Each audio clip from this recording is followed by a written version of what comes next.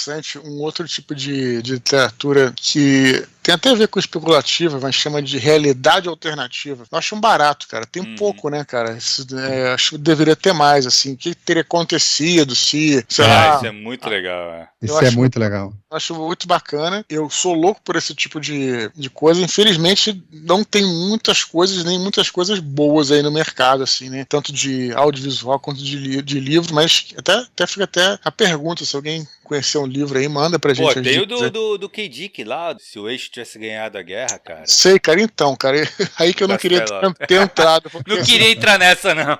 Não, assim, porque, cara, então, vou te confessar que eu não li o livro, tá? Então, assim, é muito difícil eu falar. Mas, cara, isso é um assunto fascinante, né? O que teria acontecido se os alemães tivessem ganhado a Segunda Guerra Mundial e tal. E tem 2 livros, cara, que falam sobre isso. Tem esse do Philip K. Dick, que é O Homem do Castelo Alto. Isso. E tem aquele Fatherland, né? Que foi adaptado como Na Nação do Medo, tudo. Cara, eu não li os livros, mas, cara, os 2 filmes e a série achei fracas, cara. Esse Nação do Medo, pô, cara, longe de ser uma coisa, acaba focando numa história de crime e tal, cara, que, sei lá, deveria ser quase que não épico de guerra, mas uma parada mais de diplomacia, sabe? Tipo, achei muito caído. Aliás, do Robert Harris, né? O cara escreve muito sobre o Império Romano, inclusive. Nem sou muito fã dele como escritor, não. Já li alguns livros dele, apesar de ser um grande sucesso. E O Homem do Castelo Alto, cara, a série, falando bem brevemente, que não vou dar nenhum spoiler, não. O assunto por si só, que é essa realidade alternativa, já seria o suficiente para criar um monte de história. O problema é que você vai chegando no final ali da primeira temporada e entra também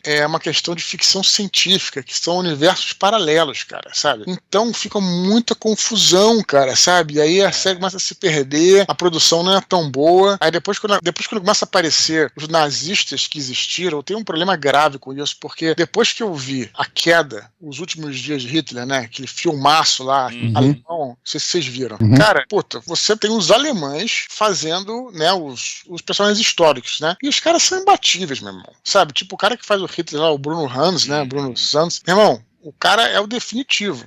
Então os caras colocaram um sarrafo lá na puta que o pariu, cara. É, foda. Então quando tu vê um cara, assim, qualquer, interpretando um cara tipo Himmler, sabe? Puta, sei lá, cara, é muito difícil de... Os caras quebraram mesmo, né? Foda.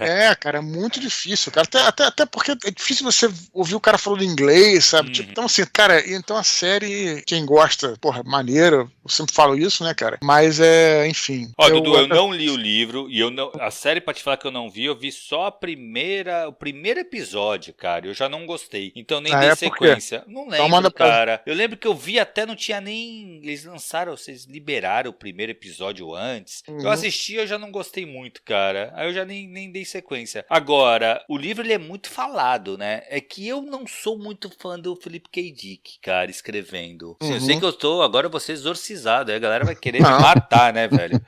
Mas eu não gosto, não adianta. Eu reconheço que o cara é um autor foda, tem ideias muito fodas, visto as adaptações que são feitas de contos dele, de livros dele. Então eu sei que ele tem ideias maravilhosas, mas tudo que eu comecei a ler dele eu não curti, cara. Eu não curti a maneira como ele escreve, a prosa dele não me atraiu. Então eu já nem tentei mais, cara. Eu tô com o livro dele pra ler aqui do meu lado, tá na minha pilha aqui, que é o Blade Runner, né? Que na verdade nem tem esse nome, né?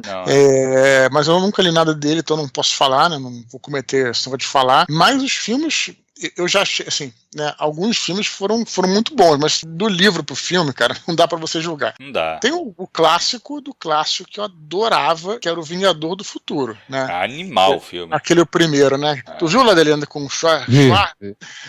Caraca, meu irmão, aquele filme ali era muito bom, cara, muito bom. Mas é que eu tô te falando, o próprio Blade Runner, né? Se você for pensar bem, né? É um clássico dos clássicos. Agora, assim, realmente, eu não sei, a minha irmã que me deu o Blade Runner, o livro, ela me disse que o livro é muito diferente do filme, então não sei se... o Blade Runner, ele não trabalha muito com a ideia do filme, não, cara. É bem diferente. Você leu o livro, eu li o conto, é um conto. O Blade Runner, ele é um conto, eu li. Foi uma das coisas que eu li, cara, não adianta, não gostei, livro, velho. É que tem mais contos no livro. Entendi, saquei. Entendeu? São outros contos também. Ah, legal. Interessante. Mas assim, lê, vale a pena ler até pra conhecer. Mas o que eu te digo, putz, cara, eu prefiro o filme do Blade Runner, por exemplo. Não, sem dúvida, sem dúvida. Enfim, mas só pra finalizar, essa história do eixo vencendo a guerra, pô, é um gancho, puta, espetacular, né, cara? Tu ficar, né, se for bem feito, as ideias até propriamente do Philip K. Dick, ou pelo menos que estão na série, são boas, mas a desenvolvimento, né, tipo, a realização que não é tão boa, né, aquela coisa de estar dividido os Estados Unidos, tá, entre o Japão e a Alemanha, sabe? Isso é tudo maneiro, né? Sim. Dudu, eu li um livro sobre isso lá nos anos 80, pra quem não sabe, eu sou bem velho. Esse livro se chamava SSGB, um troço assim, que ele falava da Alemanha vencendo a guerra e ocupando a Inglaterra. Não é esse do Robert Harris? Não, esse é do Len Dayton. Entendi, Len Dayton. Ele é dos anos 70, esse livro. Ele fala da Inglaterra ocupada, o Churchill executado, o rei fica preso e ninguém consegue ver o rei. Tem um governo britânico no exílio, o serviço de espionagem britânico fica tentando reverter a situação, tipo como uma guerra continuando fora da Inglaterra, mas ela tá ocupada. Eu sei que depois ele derivou para uma série da BBC com um tema bem parecido, eu não sei, eu não vi a série. Eu só tenho o livro e eu lembro que a capa do livro é que eu nunca mais esqueci, porque aparecia o Big Ben com a bandeira nazista pendurada, assim. Então eu falei, caramba, quando eu vi a primeira vez eu pensei que era um livro de história, né? Falei, ué, peraí, deixa eu ver isso aqui e tal. Aí era um livro de ficção. Mas é em português ou em inglês, Ciril? Em português. Comprei no sebo na época. Depois eu vou procurar, de repente eu encontro. SSGB, só esse o nome dele. Essa história, ela é interessante mesmo, né? Porque ela tá ali no limiar da ficção e da realidade, porque, de fato, os alemães, eles quase que lançaram a operação para dominar a Grã-Bretanha, né? Então eles tinham, em determinado momento ali da guerra, eles tinham uma decisão a tomar, que era ou eles atacavam a Grã-Bretanha na chamada Operação Leão Marinho, né? Ou então eles se expandiam para o leste, para a União Soviética. Depois de Dunkirk, da Batalha de Dunkirk, exatamente nesse momento. Eles tomaram essa decisão aí. E, na realidade, o que foi decisivo aí para eles irem para o leste é que a Alemanha não tem saída para o mar, né? Então Hitler não tinha, a Alemanha não tinha uma marinha, né, que se destacasse tanto. A marinha alemã era basicamente os submarinos, os U-boats, cujas as bases de lançamento do submarino era na Bélgica, inclusive. Então, e a Grã-Bretanha, porra, tinha uma marinha espetacular, cara, né? Famosa e conhecida e pronta a defender lá, né? Tem aquele discurso do Churchill, né? Que ele fala que a Grã-Bretanha vai resistir mesmo que a ilha for tomada, né, que a nossa marinha, a gente fala, a nossa marinha em todas as partes do Império Britânico vai se reunir para libertar, continuar resistindo, né, à opressão, tudo. Ele tem um discurso famoso dele nesse sentido. Tá na letra do Iron Maiden, Aces High, bem na introdução, esse discurso. Então, e aí o Hitler tomou a decisão de ir para a União Soviética. Então, assim, poderia ter sido por uma questão assim, de conto final ali, poderia ter ido para a Inglaterra, para a Grã-Bretanha, aí seria uma outra história, né, cara? Eu não sei como é que seria. Sabe o que descobriram disso aí, Eduardo? Quando aconteceu a abertura dos arquivos na perestroika, lá, a abertura lá da União Soviética, no tempo lá aquele presidente que tinha uma mancha na cabeça, esqueci o nome dele. Gorbachev.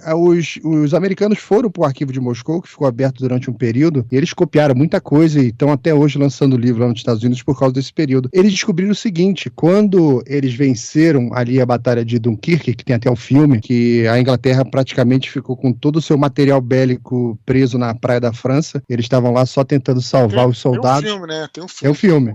Filmaço. Então, naquele momento, a Inglaterra só tinha a Força Aérea para segurar a Alemanha e a Marinha. Só que é muito curta a distância ali, são 60 quilômetros. Então, dificilmente eles conseguiriam segurar uma invasão. Bom, o que eles descobriram no arquivo foi o seguinte, que o Hitler descobriu, através do serviço secreto dele, que o Stalin estava fazendo eles de ponta de lança na Europa para que a Alemanha fosse na frente tomando tudo, brigando, e depois a União Soviética viria e tomaria a Alemanha com tudo, porque eles não conseguiriam reagir, porque a frente de batalha deles estaria em outro lugar, e ele ficou tão brabo com isso que ele esqueceu a Inglaterra, disparou aquela Operação Barbarossa, que foi o início da briga lá na frente russa, aquela briga de extermínio, né? Sim.